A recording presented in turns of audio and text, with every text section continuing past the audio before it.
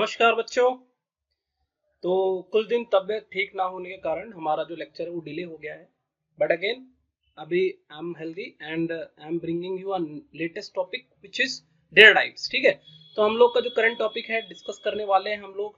ठीक है, एकदम new topic. The topic name is data types. Data types के बारे में डिस्कस करेंगे और डेटा टाइप्स के बारे में ऑलरेडी आप लोगों ने प्रोग्राम में यूज करा हुआ है। ठीक है, डेटा टाइप को आपने ऑलरेडी प्रोग्राम में यूज किया हुआ है, बस आपको पता नहीं है।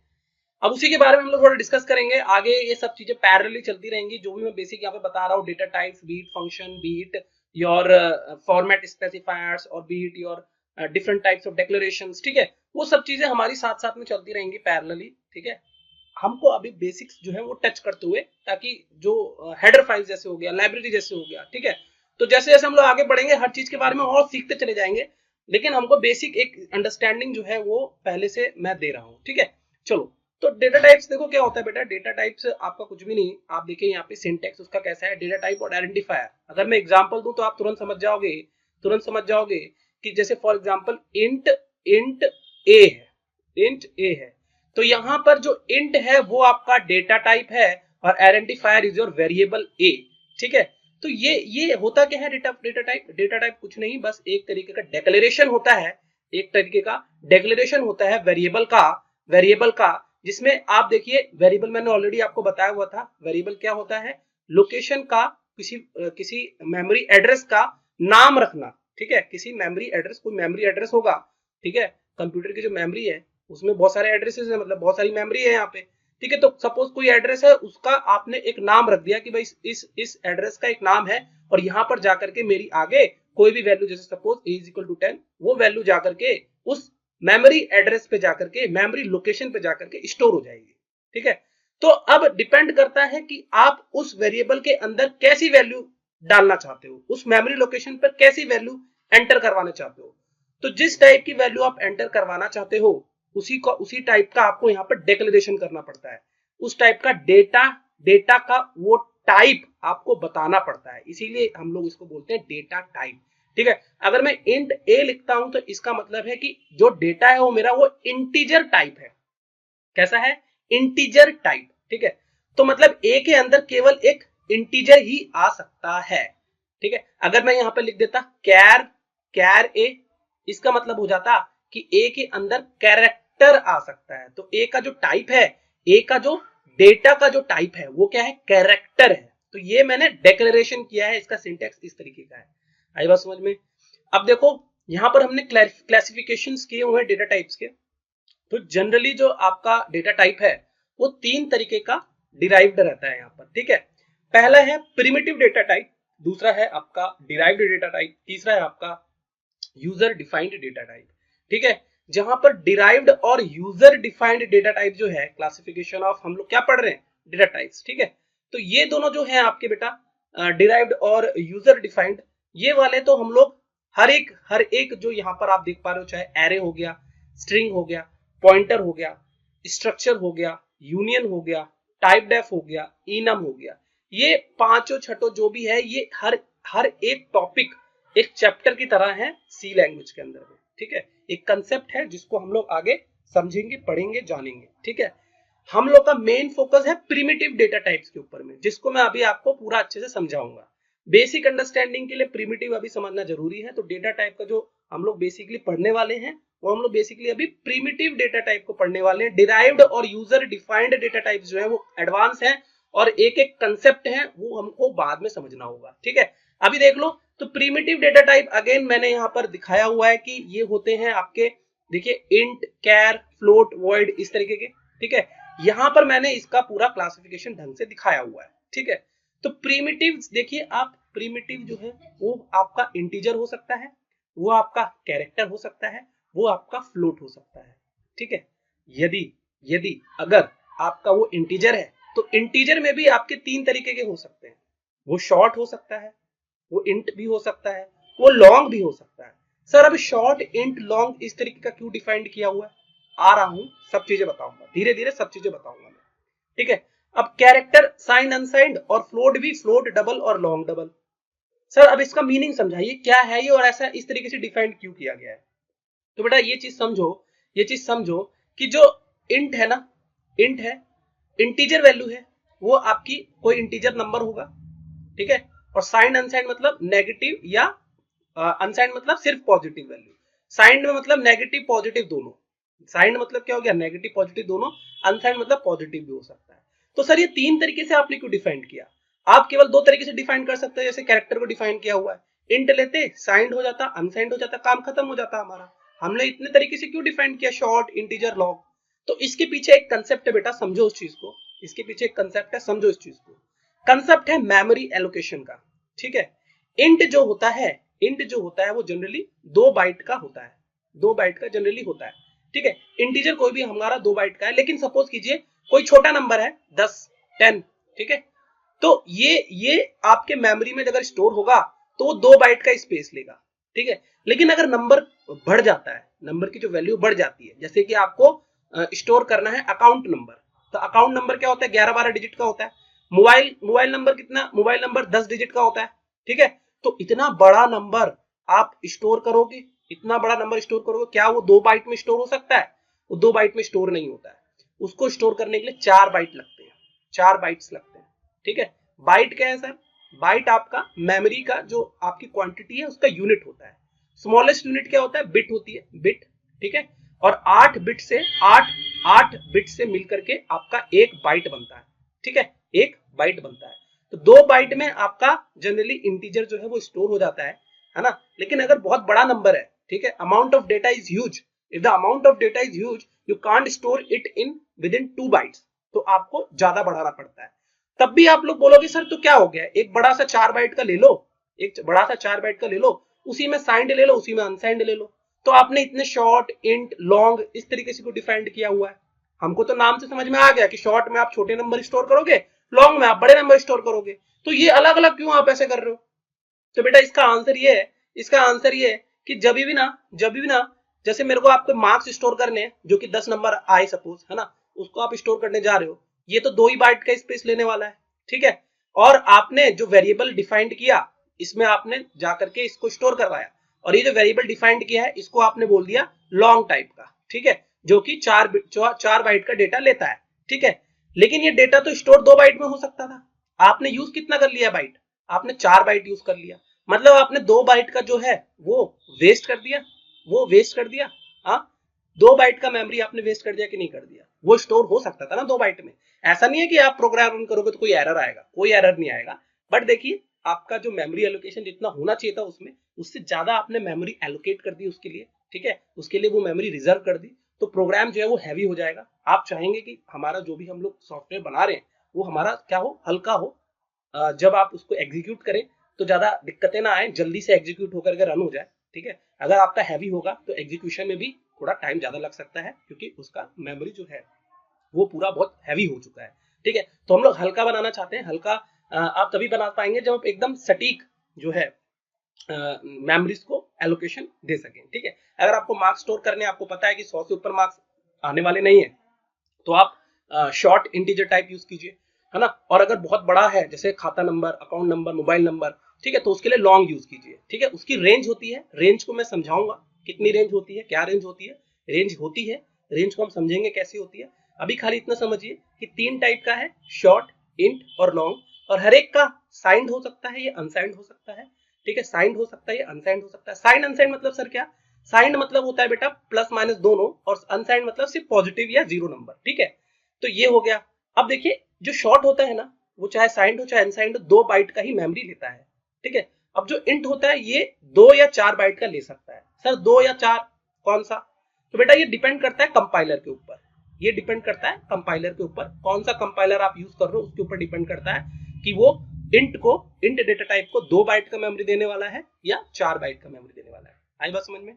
लॉन्ग जो होता है वो हमेशा हमारा 4 बाइट का होता है। आई बात समझ में? चलो उसी तरीके से बेटा आपका होता है कैरेक्टर, उसी के तरीके का हमारा होता है character data type. Character data type मैंने ऑलरेडी आपको डिस्कस किया, कोई भी character A B C D या प्लस माइनस, है ना, या आपका एम्परसेंड, परसेंटेज, ठीक है, अंडरस्कोर, कॉमा, कोई भी तरीके का साइन जो आपका ये होता है कैरेक्टर होता है, साइंड कैरेक्टर होता है या अनसाइंड कैरेक्टर, मतलब ये 2 तरीके के होंगे, साइंड अनसाइंड, ठीक है।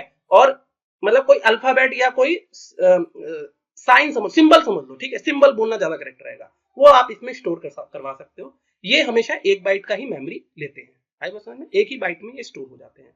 ओके, उसी तरीके से आप देखिए, अगर आपने ऐसे किया हुआ है इंट a इक्वल्स टू 10, ठीक है, तो ये तो सही है।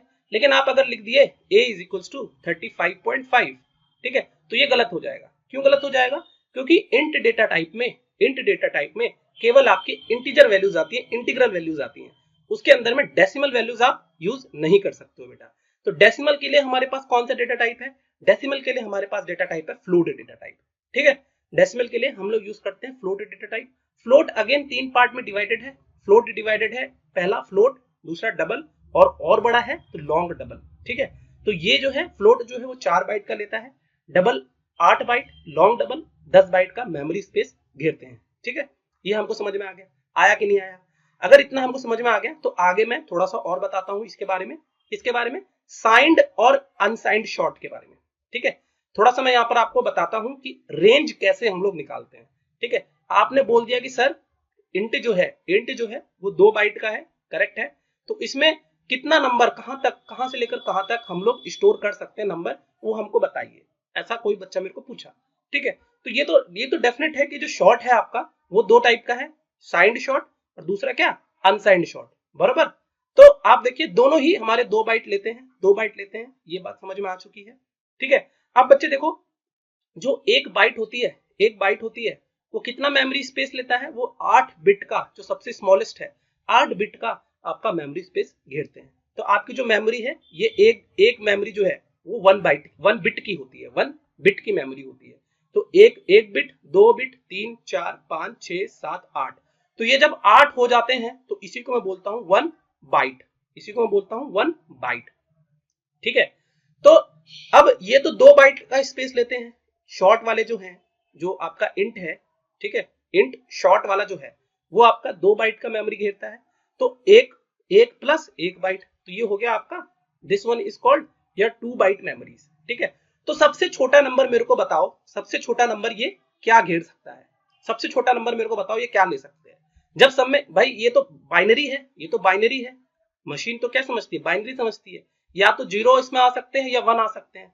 सबसे छोटा अगर मुझे चाहिए तो मैं सब में 0 0 0 0 भर दूं। हाँ, सबसे छोटा नंबर क्या होगा? 0 0 सब जगह आपने भर दिया। तो इसको अगर हम डेसिमल में कन्वर्ट करें, अच्छा आप लोग को अभी ये भी नहीं पता होगा शायद कि भाई हमारे जो नंबर सिस्टम होते हैं वो कई तरीके के होते हैं। हम लोग जो नंबर सिस्टम यूज करते हैं वो है डेसिमल नंबर सिस्टम, ठीक है। डेसिमल नंबर सिस्टम बेटा क्या होता है? इसमें 10 कैरेक्टर होते हैं, 10 तरीके के आप नंबर यूज करते हो, जैसे, है ना, जैसे क्या, 0 1 2 3 4 5, ठीक है, 6 7 8 9। तो ये हो गए आपके 10 आपके नंबर्स। हम 10 नंबर यूज कर रहे हैं तो इसीलिए इसका नाम पड़ गया डेसिमल, ठीक है। अब मशीन जो समझता है वो समझता है बाइनरी, ठीक है, बाइनरी। तो बाइनरी में होते हैं 2 ही तरीके के नंबर, 0 या 1, ठीक है। ऐसे ही आपके हेक्सा भी होता है, हेक्साडेसिमल, ठीक है, हेक्साडेसिमल होता है जिसमें 16 कैरेक्टर्स होते हैं, ठीक है, 16। तो यहां तक 0 से 9 तक तो सेम रहता है, फिर ABCDEF तक रहता है यहाँ पर, ठीक है, तो 16 हो गए। ऑक्टा भी होता है, ऑक्टा नंबर भी होता है। ऑक्टा नंबर में 0 से लेकर 1 2 3 4 5 6 7 तक होता है, ठीक है, तो आपके ऑक्टा हो गए, ठीक है। तो ये होते हैं बेस सिस्टम, नंबर सिस्टम, ठीक है। तो नंबर सिस्टम में जिसका बेस 10 होता है, जहां पर 10 आप डिजिट्स यूज करते हो तो वो डेसिमल होता है। जहां पे 2 ही यूज करते हो उसको बाइनरी बोलते हैं। जहां 16 यूज किया जाता है उसको हेक्सा बोलते हैं। जहां 8 यूज किया जाता है उसको ऑक्टा बोलते हैं, ठीक है। तो इसके बारे में कि एक से दूसरे में कैसे कन्वर्ट करना है उसके बारे में मैं एक सेपरेट लेक्चर बना दूंगा कि बाइनरी से अगर डेसिमल में कन्वर्ट करना है या डेसिमल से बाइनरी में करना है, या बाइनरी से ऑक्टा में करना है, ऑक्टा से बाइनरी में करना है, या बाइनरी से हेक्साडेसिमल और हेक्साडेसिमल से बाइनरी, ये हमको अगर करने हैं आपस में, क्या करने हैं, कन्वर्जन करना है, तो उसका एक मैं सेपरेट लेक्चर बना दूंगा। अभी समझिए कि इतने टाइप के हमारे नंबर सिस्टम्स एग्जिस्ट करते हैं, लेकिन हम लोग मैथ्स में केवल अभी तक डेसिमल ही पढ़ते हुए आए हैं, ठीक है, इतना ही हम लोग पढ़ते हुए आए हैं।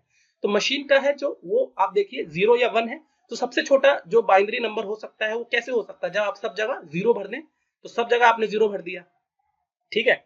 और यहाँ पर आपके पास चॉइस क्या थी? यहाँ पर चॉइस थी भरने की 0 या 1 भरने की चॉइस थी, ठीक है। सबसे छोटा 0 तो आपने सब जगह 0 भर दिया। अब सबसे बड़ा नंबर अगर मैं बोलूं कि आप सबसे बड़ा नंबर यहाँ पर स्टोर कीजिए, तो सबसे बड़ा नंबर आप क्या, कोई बच्चा कैसे भरेगा? तो उसके पास ऑप्शन था हर बिट पर, हर बिट पर, हर बिट मतलब हर मेमोरी लोकेशन पे वो 1 भर देता, 1 भर देता, तो वो सबसे बड़ा नंबर आ जाता। तो उसको मैंने बोला कि सबसे बड़ा नंबर अब बनाओ बेटा, तो वो उसने क्या किया, सारे ही मेमोरी लोकेशन में 1 1 जाकर के स्टोर कर दिया।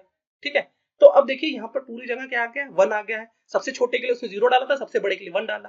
तो इससे क्या मुझे एक रेंज मिल सकती है कि भाई जो मेरा साइंड डेटा है या अनसाइंड शॉर्ट है, शॉर्ट जो है, शॉर्ट का मैं अपना रेंज बता सकता हूँ, क्योंकि शॉर्ट की जो मेमोरी लिमिट है वो 2 बाइट की है, 2 बाइट की है। तो भैया आप डेफिनेटली एक लिमिट बता सकते हो कि इससे ऊपर नंबर नहीं आ सकता। ठीक है, इसको जब मैं डेसिमल में कन्वर्ट करता हूं, इस चीज को मैं जब डेसिमल में कन्वर्ट करता हूं तो मेरा नंबर आता है 65536।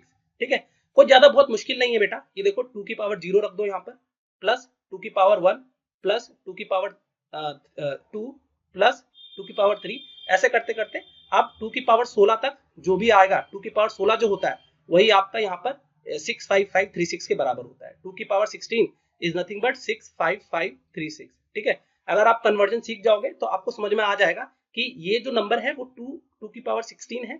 2 की पावर 16 इज नथिंग बट 65536। ठीक है, बेस 2 था, यहाँ पर जो है नंबर सिस्टम उसका बेस जो है, मैं थोड़ा बेसिक बता दे रहा हूँ फिर भी। ठीक है, अभी ऐसा मत समझिएगा कि मैंने सिखा दिया, मैंने अभी एक लेक्चर मेरे को और लेना पड़ेगा इसको कन्वर्जन का सिखाने के लिए। ठीक है, अभी ये मत समझिए कि मैं सिखा दे रहा हूँ, बस मैं हिंट दे रहा हूँ कि भैया ये आपका बाइनरी है, तो इसको अगर मुझे डेसिमल में कन्वर्ट करना है तो बेस 2 के लिए मैंने, क्योंकि बाइनरी है। ठीक है, तो बेस 2 की पावर अब कितने हैं, 16 है, यहाँ पर 16 स्पेस है, तो पावर 16 कर दो। पावर 16 कर दिया जाए तो ये डेसिमल में अभी कन्वर्ट हो गया। डेसिमल में कन्वर्ट होने के बाद ये कितना बन गया, ये बन गया हमारा 65,536।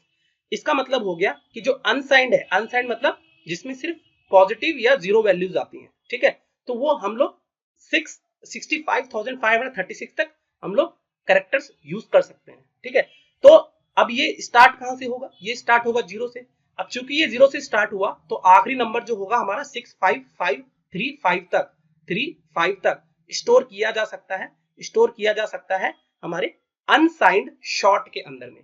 ठीक है, अब अगर साइंड शॉर्ट हो गया, साइंड शॉर्ट मतलब पॉजिटिव भी स्टोर करना है, नेगेटिव भी स्टोर करना है। ठीक है, तो हम लोग कितना स्टोर कर सकते हैं, तो जस्ट इसका आधा हो जाएगा, जस्ट इसका आधा हो जाएगा। थोड़ा सा लॉजिक लगाइए बेटा, थोड़ा सा इमेजिनेशन लगाइए, आपको समझ में आने लगेगा। ठीक है, अगर पॉजिटिव नेगेटिव दोनों स्टोर करना है तो आपका मेमोरी तो इतना ही है ना, क्योंकि ये भी 2 बाइट का है, ये भी 2 बाइट का है। मेमोरी तो स्पेस तो बढ़ा नहीं, मेमोरी स्पेस तो अभी भी 16 बिट का यानी 2 बाइट का ही है। ठीक है, तो साइंड में क्या है, साइंड में आपका पॉजिटिव नेगेटिव दोनों है, पॉजिटिव नेगेटिव दोनों है। तो कितने हम लोग कहां से कहां तक हमारी रेंज होगी उसको मैं बता रहा हूं कैसे आएगा। 65536 को 2 से डिवाइड कर दो तो हमारा आता है 32768, ये नंबर आता है। ठीक है, अब ये नंबर आता है, मतलब इतने ही पॉजिटिव यूज कर सकते हो, इतने ही नेगेटिव यूज कर सकते हो। अब नेगेटिव नंबर तो मेरा -1 से चालू होता है, -1 -2 -3, तो ये तो जाकर के स्टोर हो जाएगा -32768 तक, यहां तक हम लोग नेगेटिव नंबर स्टोर कर सकते हैं। लेकिन जो पॉजिटिव वाला है ना बेटा, उसमें एक नंबर एक्स्ट्रा है 0। ठीक है, तो वो 0 से स्टार्ट हो रहा है, पॉजिटिव नंबर मेरा 0 से स्टार्ट हो रहा है, तो 0 से अगर स्टार्ट, 0 को भी हमने काउंट कर लिया तो 0 1 2 ऐसे ऐसे जाओगे तो हमारा आखिरी नंबर जो है वो 32767 पे जाकर के एंड हो जाएगा। ठीक है, 32767 पे जाकर के एंड हो जाएगा। इसीलिए जो आपका साइंड शॉर्ट होता है उसकी रेंज होती है बेटा, ये क्या होती है, -32768 से लेकर के +32767 तक आपकी रेंज होती है, क्योंकि यहाँ पर 0 भी आपने यूज कर लिया।